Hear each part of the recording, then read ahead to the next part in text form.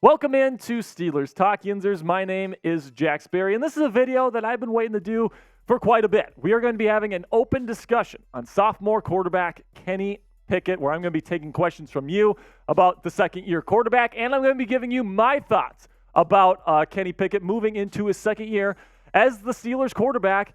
And I'm really excited to get this going. But first, you need to make sure you click that subscribe button. We got daily news and rumors for your Pittsburgh Steelers, covering from OTAs to mandatory minicamp next week to training camp. And, of course, we're going to be covering all 17 regular season games for the Pittsburgh Steelers live here on the channel with our live watch party. So if you want to join our little family here at Steelers Talk, go ahead, click that subscribe button and turn on your notifications so you never miss any of our free content.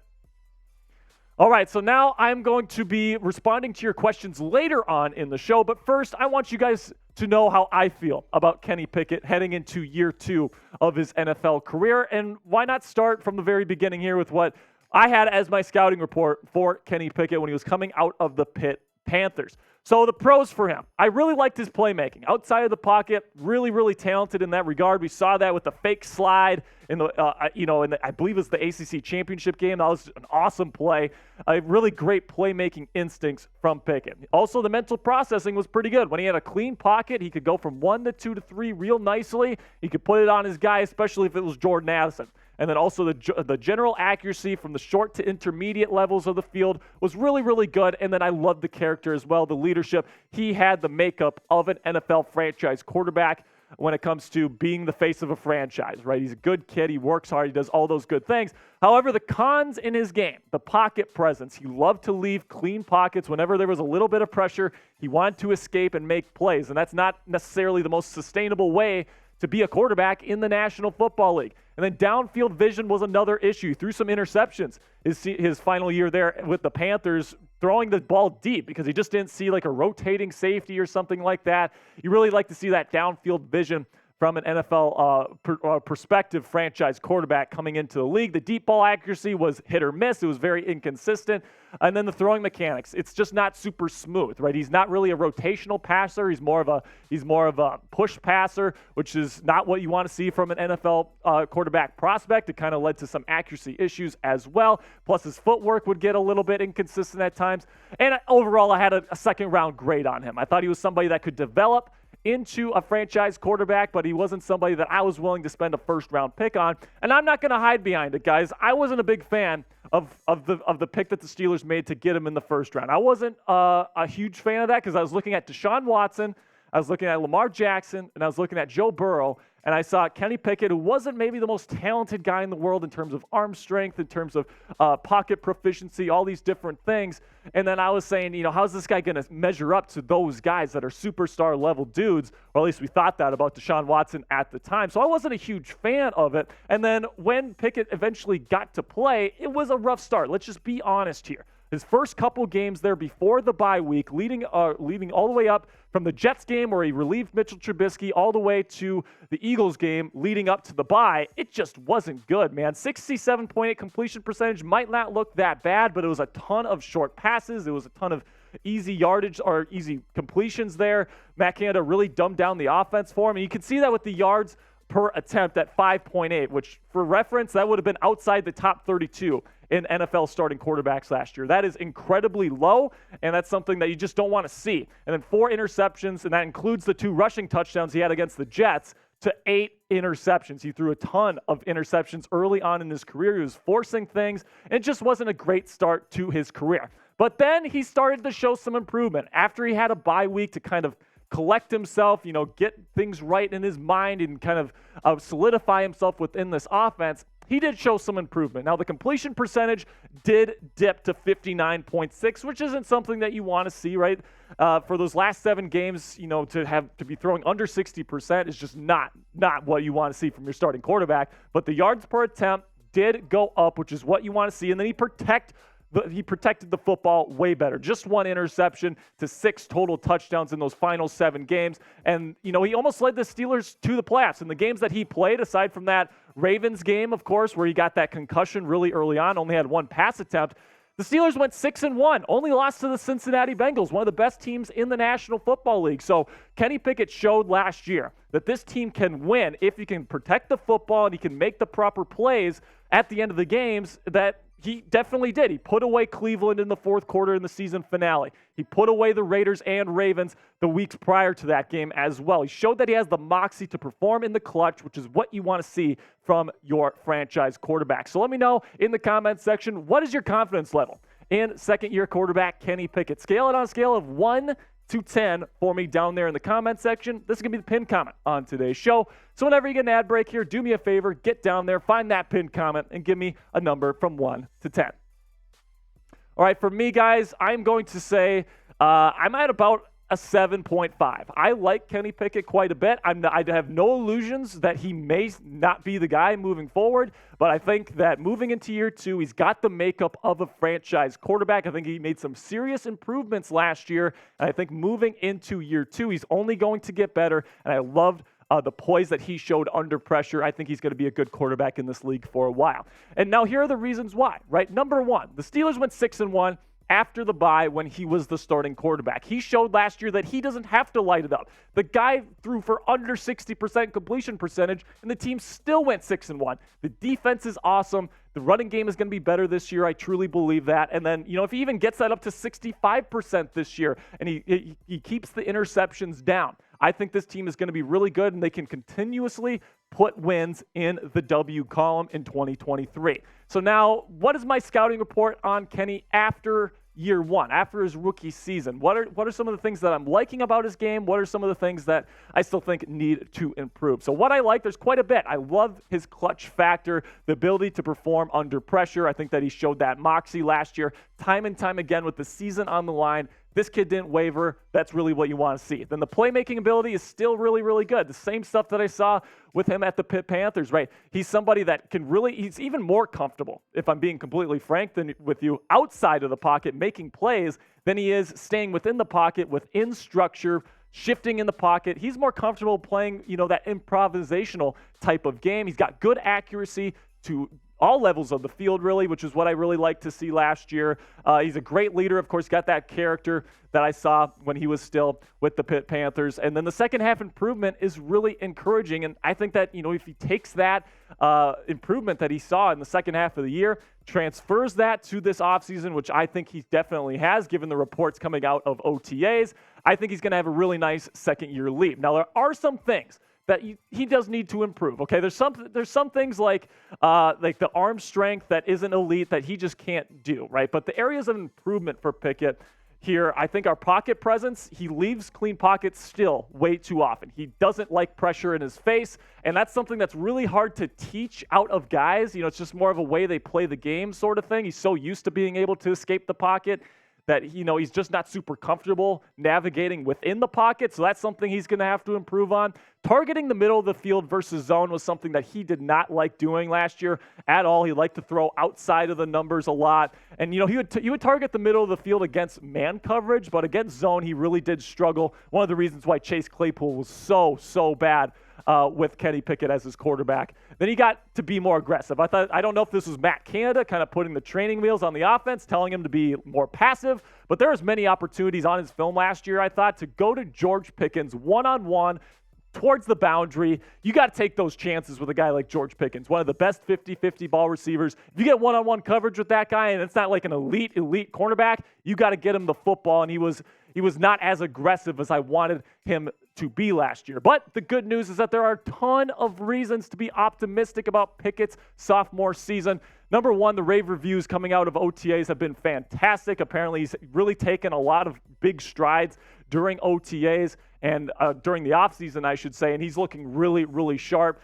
So that should really give Steelers fans hope. Number two, he's taking more ownership of the offense. Last year, Matt Canada did not allow Kenny Pickett to make audibles, make checks. There was no hot routes in the offense last year with Kenny Pickett as the quarterback. This year, those things are installed into the offense, so that means Pickett has more ownership. That should give him more options at the line of scrimmage, and he should, in theory, do better. Then finally, he's a pro now, right? Last year, he was a rookie, and my general rule of thumb when it comes to rookie quarterbacks is that they've got so much going on. It's tough to judge a guy based on that first-year performance. I really don't start my true evaluation of a guy until year 2. So, although the numbers may not be like as explosive as you would want them to be, I say don't judge Kenny Pickett on his rookie season too heavily. The real evaluation for him begins this year in year 2. And because he's a little bit older, he's going to be 25 this year. The clock is ticking. This has got to be the year for Pickett to really ascend after having a full offseason, having this be his offense. He needs to show up because he's going to have a really good defense. He's going to have an improved offensive line. He should have a good running back. He should have good weapons in front of him to throw to that are going to get open for him.